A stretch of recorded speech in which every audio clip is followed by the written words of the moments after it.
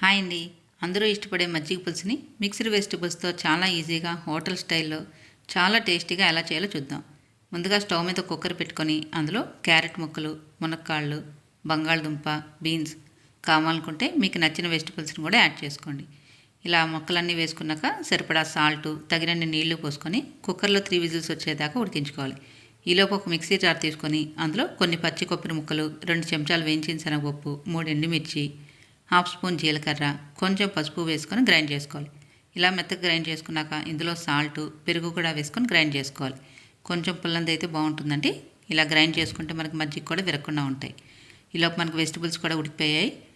Stove మీద కడాయి పెట్టుకొని అందులో 2 స్పూన్ల ఆయిల్ వేసుకొని పచ్చిపప్పు, మినపప్పు, జీలకర్ర, ఆవాలు, కొంచెం ఇంగువ వేసుకొని ఇవన్నీ వేగాక ఇందులో కరివేపాకు, అలాగే ఉడికించుకున్న వెజిటబుల్స్ని కూడా వేసుకోవాలి. ఒకసారి అంతా బాగా కలుపుకున్నాక అందులో గ్రైండ్ చేసుకున్నటువంటి మజ్జిగను కూడా వేసుకొని బాగా మిక్స్ చేసుకొని 5 నిమిషాల పాటు లో ఫ్లేమ్లో ఉడికించుకోవాలి. ఒక పొంగు వస్తే ఇంకా ఆఫ్ చేసేసుకోవచ్చండి. ఫైనల్గా కొత్తిమీర వేసుకొని సర్వ్ చేసుకోవడమే.